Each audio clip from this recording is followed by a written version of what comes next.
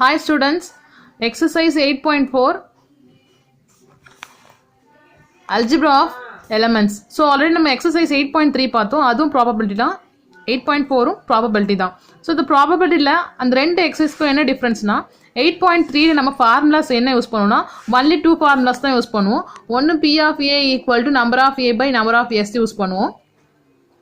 And second one P of E plus P of E dash equal to 1. So இந்த ரெண்டு formulas தான் நம்ம use பண்ணியிருந்தோம். இப்போ நம்ம அல்ஜிப்ரிக் ஆஃப் ஈவன் பார்க்கும்போது A plus B the whole square இருக்குல்ல, ஸோ அந்த மாதிரி நமக்கு ப்ராபபிலிட்டிக்கும் சம் ஃபார்முலாஸ் இருக்குது. அந்த மாதிரி அல்ஜிப்ரிக் ஈவன்ஸ் தான் நம்ம ஆட் சப்ராக்டோட யூஸ் பண்ண போகிறோம். ஸோ இந்த ஃபார்முலாஸ்க்கு பேசிக்ஸ் நமக்கு ஆல்ரெடி தெரியுது. A intersection B, union B and A dash இதெல்லாம் நமக்கு ஆல்ரெடி படிச்சிருப்போம். வென் டயக்ராமில் சும்மா எக்ஸாம்பிள் கொடுத்துருக்காங்க, உங்களுக்கு வென் டயக்ராம்ஸ்லாம் கிடையாது.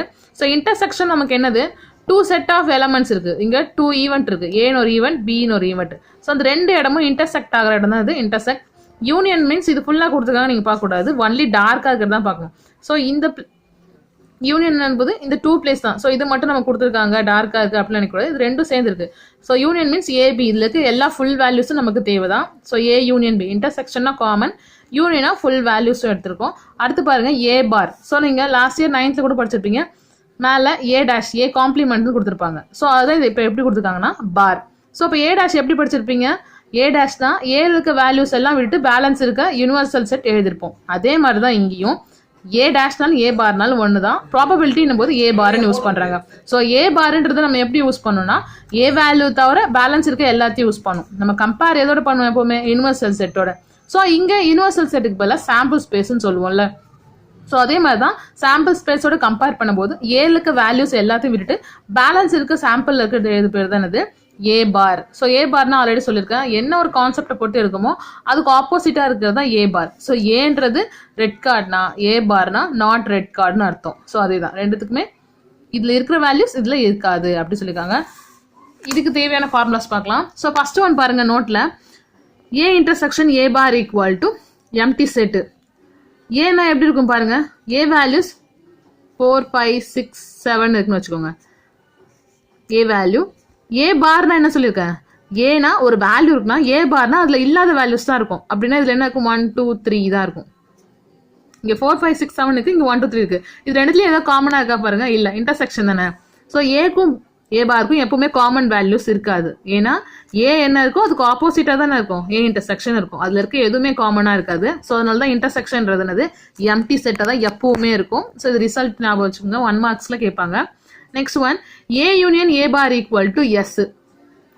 ஸோ ஏவையும் ஏ பாரையும் நம்ம ஃபுல் வேல்யூஸையும் ஆர்டரா எழுதும். யூனியன் என்ன பண்ணுவோம், ஆர்டரா எழுதும். ஸோ இது ரெண்டுத்தையும் ஆர்டரா எழுதும், நமக்கு என்ன வரும், 1 2 3 4 5 6 7.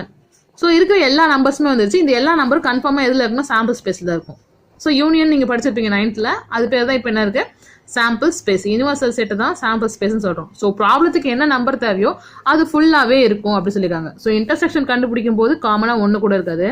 யூனியன் கண்டுபிடிக்கும் போது இந்த கொஸ்டினுக்கான சாம்பிள் ஸ்பேஸ் ஃபுல்லாக வேல்யூ இருக்கும், அதெல்லாம் எஸ்ன்னு கொடுத்துருக்காங்க. ஸோ இதுக்கப்புறம் இதில் யூஸ் பண்ண போகிற ஃபார்முலாஸ் பார்க்கலாம்.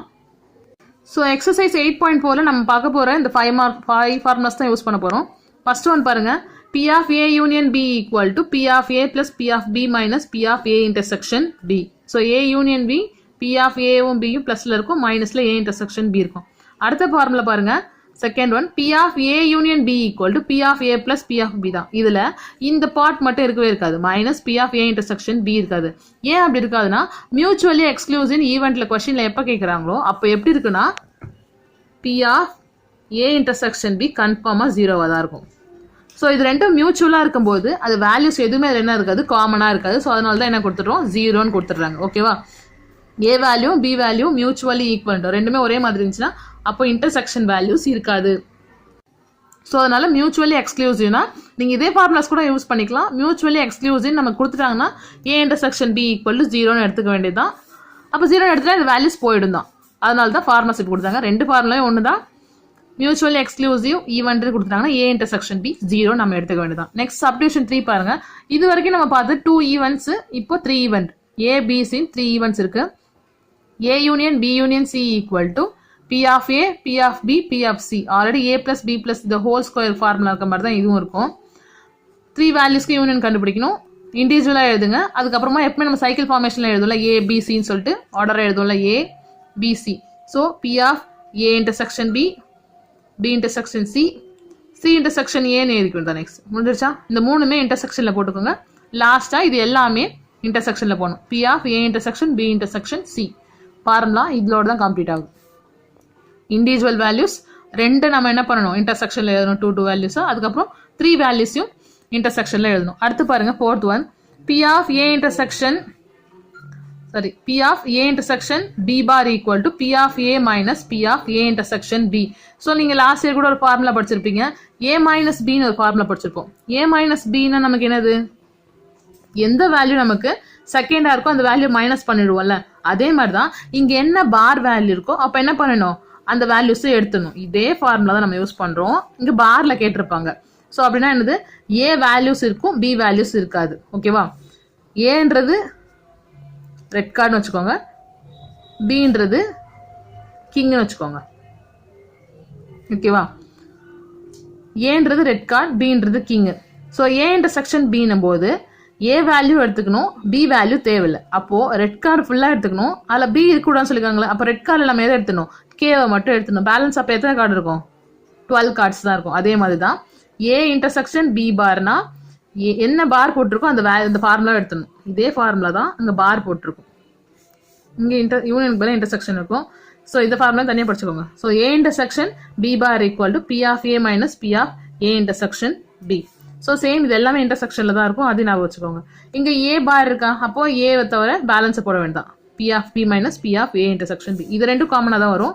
இந்த வேல்யூஸ் மட்டும் தான் சேஞ்ச் ஆகும். எதுக்கு பார் போட்டிருக்கோமோ அந்த வேல்யூஸாக எடுத்துட வேண்டியது தான். ஸோ இந்த ஃபார்முலாஸ் தான் யூஸ் பண்ணோம். இந்த ஃபார்முலா யூஸ் பண்ணுறதுக்கு என்னெல்லாம் தேவைன்னா, வேர்டிங் இது ரொம்ப முக்கியம். ஆர் அண்டுன்னு கொடுத்துருந்தாங்கன்னா கன்ஃபார்மாக யூனியன் சிம்பிள் தான் யூஸ் பண்ணணும். ஆர் அண்டு கொடுத்தாங்கன்னா யூனிவர்சல் செட் தான் யூஸ் பண்ணணும். அடுத்து பாருங்க, similarly mutually exclusive. So already mutually எக்ஸ்க்ளூசிவ்னா A intersection B equal to 0ன்னு யூஸ் பண்ணணும்னு சொன்னேன். அதே மாதிரி தான் இங்கேயும் சிமிலர்ஸ்லி ஆர் மியூச்சுவலி எக்ஸ்க்ளூசிவ்னு கொடுத்தாங்கன்னா இன்டர்செக்ஷன் சிம்பிள்ஸ் தான் யூஸ் பண்ணணும். ஸோ ரொம்ப ஈஸியாக தான் இருக்கும். எக்ஸசைஸ் 8.3 மாதிரியே தான் இருக்கும் இதுவும். இதில் ஃபார்முலா யூஸ் பண்ணும். ஸோ எக்ஸசைஸ் 8.3க்கு 8.4க்கு எப்படி டிஃப்ரென்ஸ் கண்டுபிடிப்பீங்கன்னா, 8.3 நமக்கு எப்படி கொடுத்துருப்பாங்கன்னா, சப்டிவிஷன் 1 சப்டிவிஷன் 2ல தான் red card or black card இது மாதிரி கொடுத்துருப்பாங்க. ஸோ இந்த மாதிரி ஆர் கொடுத்தாங்கன்னா நீங்கள் as usual P of A equal to red கார்டும் பிளாக் கார்டும் மொத்தமாக இதில் 5 கார்டு இருக்குது, இதில் 6 கார்டு மொத்தமாக 11 கார்டு பை 10 மொத்தம் 50 கார்டு இருக்குன்னா 50 கார்ட்ஸ் அப்படி போட்டுக்க வேண்டியது தான். ஸோ இந்த மாதிரி தான் நம்ம யூஸ் பண்ணணும். ஆனால் இந்த 8.3 8.4ல எப்படி இருக்குன்னா, சப்டிவிஷன் 1, 2ல தான் இந்த மாதிரி ஆர் கேட்க மாட்டாங்க. அப்படியே லைனாக கொடுத்துருப்பாங்க. ரைட் த ப்ராபபிலிட்டி ஆஃப் அப்படியே ஃபுல் கொஸ்டின்லையும் ரெட் ஆர் பிளாக் அப்படி கேட்டிருந்தாங்கன்னா 2 கான்செப்ட் இருக்கு, ரெட்டும் பிளாக்கும் இருக்கா, அப்போ 2 கான்செப்ட்னா இது யூஸ் பண்ணுவேன். Suppose red or black or green. So 3 concept கொடுத்தாங்க, ரெட்டு பிளாக் கிரீன். எல்லாத்துக்கும் நடுவில் ஆர்னு கொடுக்கும்போது மூணுமே யூனியன் தான். ஆர்னா என்னன்னு சொன்னேன், யூனியன் சிம்பிள் யூஸ் பண்ணணும்னு சொன்னேன். அப்போ ஏ யூனியன் பி யூனியன் சின்னு யூஸ் பண்ணணும். சம் பார்க்கும்போது உங்களுக்கு ஈஸியாக தான் இருக்கும். 8.3க்கு 8.4க்கு டிஃப்ரென்ஸ் இருந்தால் தான் உங்களால் சம்மில் போட முடியும். ஏன்னா ரெண்டுத்தையும் நீங்கள் கம்பேர் பண்ணலன்னா உங்களுக்கு எந்த கொஸ்டின் எப்படி ஃபார்முலா சப்ஸ்டியூட் பண்ணணும்னு தெரியாமல் போயிடும். ஸோ இப்போ ப்ராப்ளம் போகலாம். ஸோ எக்ஸசைஸ் ப்ராப்ளம் இது. எக்ஸசைஸ் 8.4ல ஃபர்ஸ்ட் ப்ராப்ளம். ஸோ இந்த ப்ராப்ளம் பாருங்க, ஸ்ட்ரெயிட்டாகவே கொஸ்டினில் கொடுத்துட்டாங்க. என்ன கண்டுபிடிக்கணுன்றத அண்டு யூ எதுவுமே ஆர் எதுவுமே நம்ம கொடுக்கல, ஸ்ட்ரெயிட்டாக ஃபார்முலாவே நம்ம கொடுத்துட்டாங்க. பி ஆஃப் ஏவோட வேல்யூ 2/3, பி ஆஃப் பியோட value 2/5, P of A union B equal to 1/3, find P of A intersection B.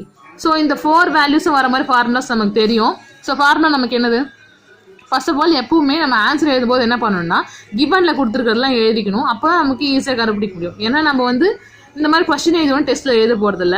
அப்போ நம்ம என்ன பண்ணுவோம், கொஸ்டின் பேப்பர் பார்த்து தான் எழுதுவோம். ஃபர்ஸ்ட் ஆஃப் ஆல் எப்பவுமே கிவன் எழுத கற்றுக்கோங்க. Given P of A equal to 2/3, P of B equal to 2/5, P of A union B equal to 1/3.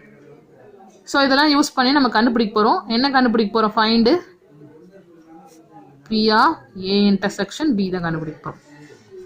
So இப்போ சம்முக்கு நம்ம போகலாம். இதுதான் கண்டுபிடிக்க போகிறோம்.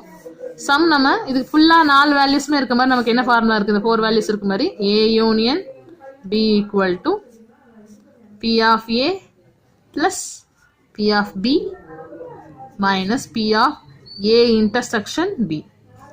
So P of A union B நமக்கு தெரியுமா values 1/3, P of A value 2/3, P of B 2/5 minus P of A intersection B. So இந்த value கண்டுபிடிக்க போகிறோம். அது இங்கேயே வச்சுக்கோங்க, பேலன்ஸ் இருக்கிறதுல அந்த சைடில் கொண்டு போங்க. 1/3 இந்த சைடில் வரும்போது -2/3 ஆகிடும், -2/5 மாறிடும், equal to minus P of A intersection B. So இது எப்படி இருக்கு பாருங்க, பை வேல்யூ, அதாவது ரேஷனல் வேல்யூஸா இருக்கு P by Qல. ஸோ இந்த மாதிரி ரேஷனல் வேல்யூ வந்தால் கீழே டினாமினேட்டர் எப்படி இருக்கணும், நமக்கு ஈக்குவலா இருக்கணும். ஈக்குவலா இல்லைன்னா என்ன பண்ணணும், LCM எடுக்கணும். LCM என்னெல்லாம் இருக்கு பாருங்க, 3, 3 டேபிள் ரெண்டுமே 1 வந்துடும், 5 டேபிள் பேலன்ஸ் இருக்கு, இந்த 5 1 மாறிடும். அப்போ 5 3s are 15 தான் நமக்கு என்னது LCM வேல்யூ. ஸோ எல்லா வேல்யூஸும் 15 மாற்றணும். 3 கூட எந்த நம்பரை மல்டிப்ளை பண்ணால் 15 ஆகும், 5 தான். அப்போ மேலேயும் கீழே மல்டிப்ளை பண்ணிக்கோங்க. 1 × 5/3 × 5 மைனஸ் 3 கூட எந்த நம்பரை மல்டிப்ளை பண்ணா, இப்போ தான் பார்த்தோம் 5 தான். ஸோ 3 × 5 அதே நம்பரை மேலேயும் 5 எல்லாம் மல்டிப்ளை பண்ண தான். ஸோ 5ஓட எந்த நம்பரை மல்டிப்ளை பண்ணால் 15 ஆகும், 3 தான். 2 × 3 5 × 3 equal to minus P of A intersection B. அப்போ என்ன ஆகுது, ஃபுல்லாக இது 5 3s are 15, 5 3s are 15, 5 3s are 15. So எல்லாமே 15 தான் வரப்போகுது. மேலே மட்டும் தான் நம்ம சால்வ் பண்ணோம். 1 5 is 5 minus 5 2s are 10 minus 2 3s are 6 by 15. எல்லாத்துக்குமே ஈக்குவலாக தானே இருக்க போகுது, அதில் 1 எழுதிட்டேன். minus P of A intersection B. So ஒரு ப்ளஸ் 2 மைனஸ் இருக்குது. ஸோ ஒரு ப்ளஸ் அப்படியே வச்சுக்கோங்க, 2 மைனஸ் இருக்குது, அதை எடுத்து முதல்ல ஆட் பண்ணுங்கள். மைனஸ் என்ன பண்ணும், ஆட் பண்ணும். 10 + 6 16, பெரிய நம்பரோட சிம்பிள் மைனஸ், அதுவும் -16 போட்டாச்சு. ஸோ இப்போ ஒரு மைனஸ் ஒரு ப்ளஸ் இருக்குது. 16ல் 5% நமக்கு என்னது 11, பிகஸ்ட் நம்பரோட சிம்பிள் நமக்கு என்னது -11/15 equal to minus P of A intersection B. So இப்போ P of intersection Bன்றது ஒரு வேல்யூ நம்ம கண்டுபிடிக்க போகிறோம்.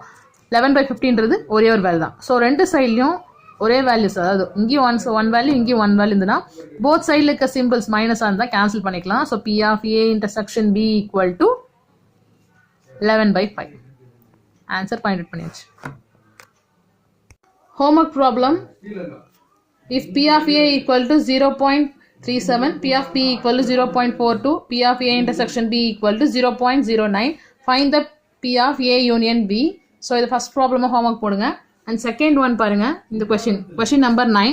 If A and B are mutually exclusive when, already சொல்லிட்டேன் மியூச்சுவலி எக்ஸ்க்ளூசிவ் நம்ம என்ன எடுத்துக்கணும், A intersection B 0வா எடுத்துக்கணும். So P of A value P of B value கொடுத்துட்டாங்க, இது யூஸ் பண்ணி P of A union B கண்டுபிடிக்கணும்.